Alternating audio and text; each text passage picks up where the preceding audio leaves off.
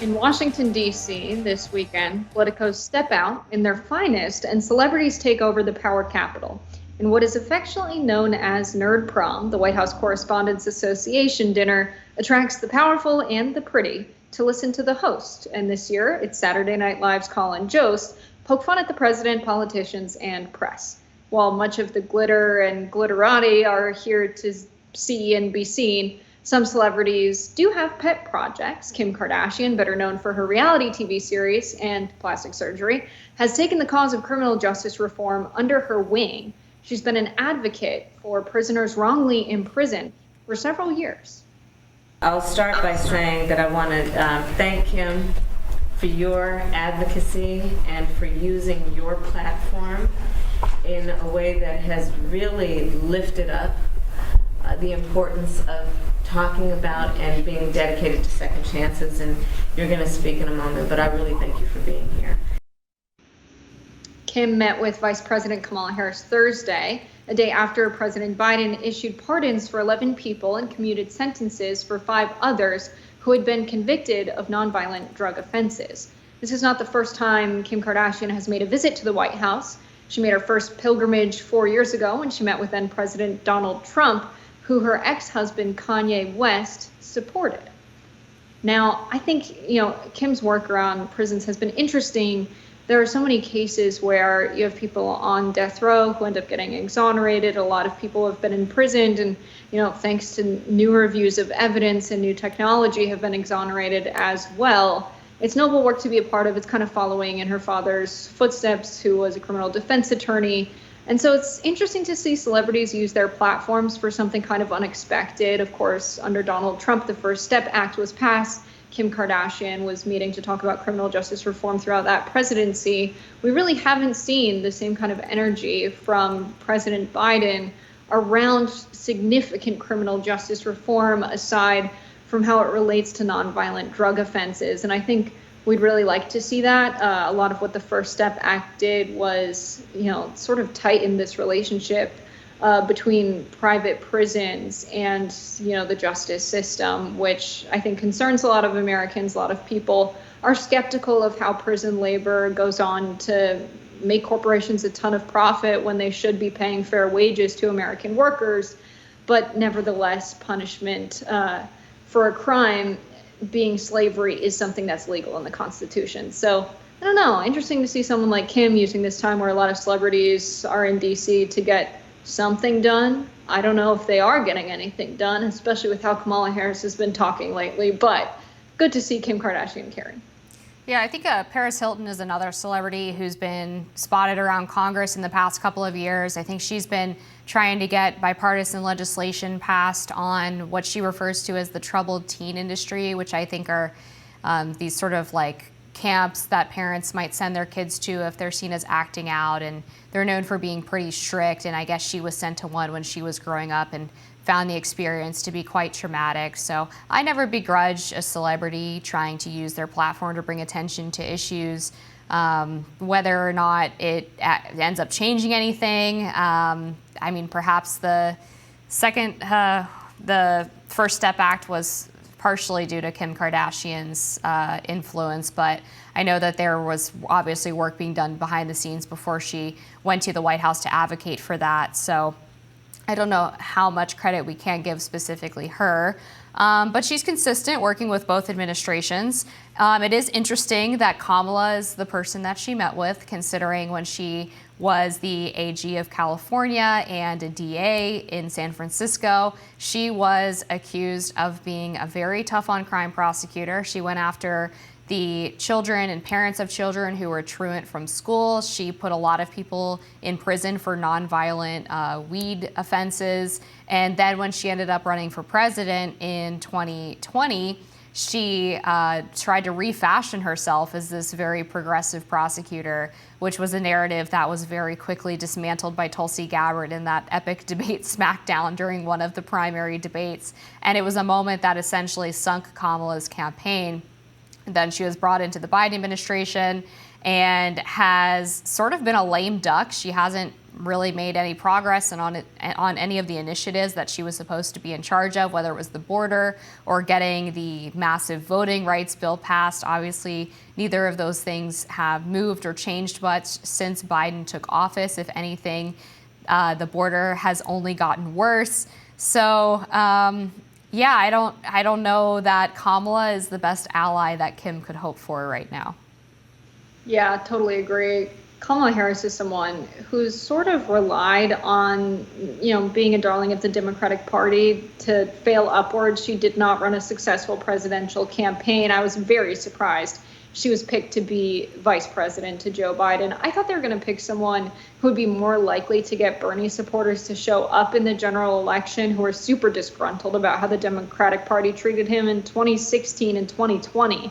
But nevertheless, we got Kamala, and now she's more known among the youth base of the Democratic Party as someone who says ridiculous things. There was a viral audio on TikTok, it's still trending, I'm sure, where she says in an event into a microphone, "Do you think you were born falling out of a coconut tree? No, you exist in the context in which everything's happening around you." And she just says this word vomit that means next to nothing. And that's pretty much how a lot of her press appearances have gone, where she's speaking in platitudes, and we're really questioning what her accomplishments are as vice president and if she's working on what she's been tasked with.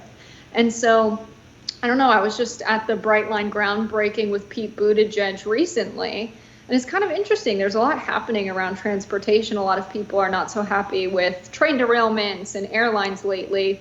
He did just say that the administration is now changing policies where there is reimbursement for delays or cancellations that, happen on the airlines that affect people's travel plans, that there will be some financial compensation for that, which I think people were really hungry for. There's a national study on a rail network. I think about Pete Buttigieg. He was the mayor. No one expected much from him. I was like, okay, he did get a share of the votes. He did well in Iowa. This is someone who's obviously very capable, very viable, but he was a mayor of a college town. He's not going to get much done as transportation secretary. He's been surprising. Kamala Harris, it's really been the opposite. It's been seemingly next to nothing. But I do like the White House Correspondents' Dinner, not like as a fan. I just think it's funny. It's giving like Jester coming before the king, but not saying anything that would get him into too much trouble. There's always a line there. We never have real satire roasting in the United States. Everyone's in on the joke. It's kind of ridiculous in my eyes.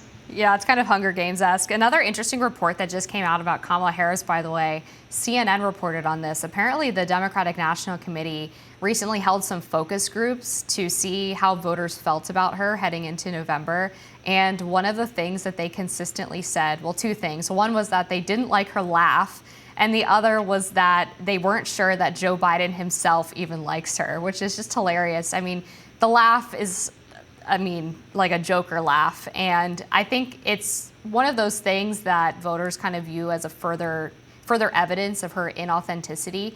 And then the Joe Biden question is totally legitimate, of course, because she did basically call him a racist on the campaign trail in 2020 and then somehow turned around and ended up being his VP. This was apparently the source of a feud between First Lady Jill Biden and Kamala Harris, because Jill Biden was not happy that she ended up getting that role after she, again, essentially called her husband a racist for not supporting the busing policy. She had that T-shirt she put out about how that little girl was me, and she really tried to capitalize on that viral moment. But I would certainly have a hard time bringing someone into my administration who attacked my character in that way. So that was obviously something that was pushed by the DNC. I would think that Kamala needed to be the vice president. I'm not sure how much that actually came from Joe Biden himself. Yeah, absolutely. I totally agree, especially the reports coming out of the White House that they don't have much contact with each other, all of these rumors that she wants more respect in meetings for people to stand when she comes in the room. Little things like that, but enough reporting and enough speculation and rumors that it's like something has to be going on here. It seems like maybe they don't get along or work as closely together, and partially I would credit that too.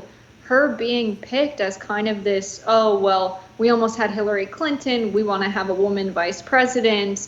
we also want a Black woman. They really make decisions based on demographics and identity politics. But let's really think about what kind of a person would do a good job, not just looking like certain communities, but actually giving them good representation, caring about the same issues they care about. And when we think about the disproportionate imprisonment of African Americans in the United States of America, someone who was a prosecuting attorney, the top cop in California, that's not someone who's very representative of the kinds of policy changes that community would like to see or would benefit them.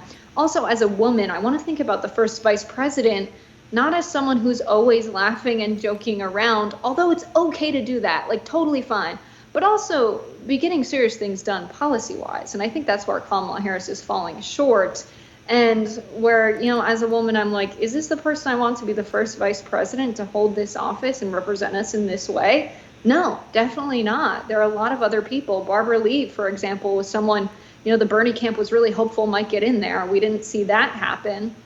But I think that would have been a better pick that would satisfy, the same demographics that they were looking for in Kamala, but they want the demographics with someone who's going to defend the status quo, of course. Yeah, it definitely seemed like a DEI hire, for lack of a better description. And one of my favorite reports about Kamala was related to the massive staff turnover that she's had.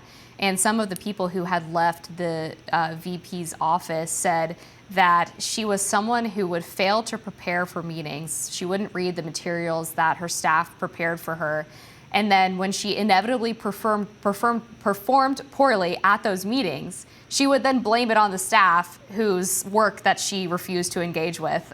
So she was simultaneously unprepared and also unwilling to accept responsibility for the fact that the only person who could prepare possibly is her. So I think it gives you a little bit of insight into this failing upwards mentality that unfortunately a lot of people in DC have, because it is extremely possible in this political world to be genuinely terrible at your job and continue to somehow rise in the ranks and continue to accumulate more power. That's going to do it for us this week on Rising. As always, Jess, it was great to see you. Another great Friday show. Be sure to like, share, and subscribe so you never miss any content. And for those of you who like to listen while on the go, we are now available anywhere you listen to podcasts. We'll see you next week. Bye, y'all.